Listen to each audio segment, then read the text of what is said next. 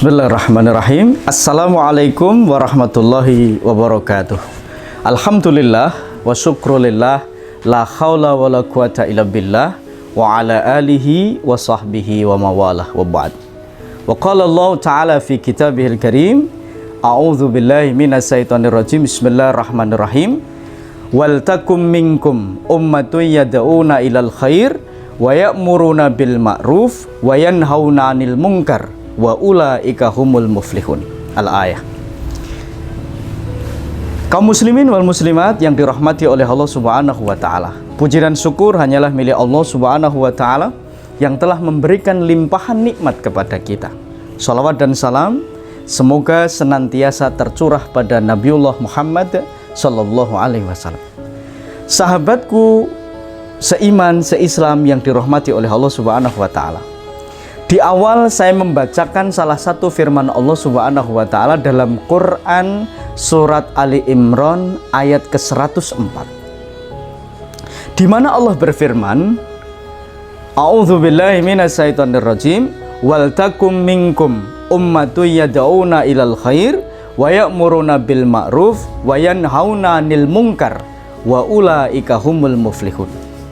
Dalam ayat ini Allah perintahkan kepada kita, dan hendaklah ada segolongan di antara kamu yang menyeru kepada hal yang ma'ruf dan mencegah kepada yang mungkar. Yang demikian itu adalah termasuk golongan orang-orang yang beruntung.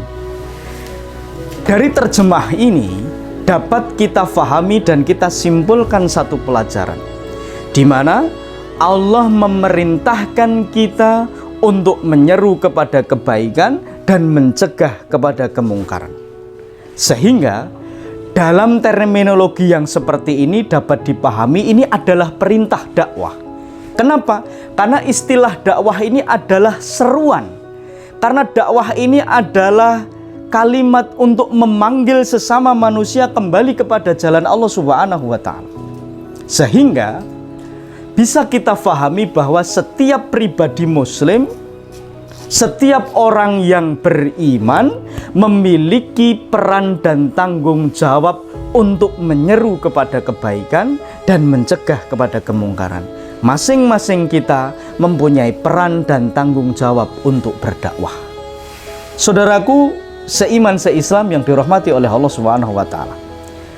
Berbicara tentang dakwah di era yang sangat canggih seperti ini, kehadiran teknologi yang begitu pesat kemajuannya menjadikan angin segar dan peluang yang harus kita optimalkan. Kenapa? Karena dengan kehadiran teknologi, pesan-pesan dakwah yang akan kita sampaikan sebagaimana wujud dari peran dan tanggung jawab kita tadi, ini akan semakin luas.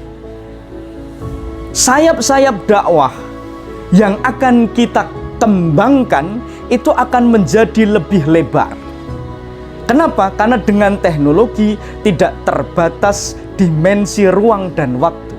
Sebagai contoh misalnya, ketika kita bisa mengisi konten-konten di media sosial dengan konten-konten dakwah kita misalnya.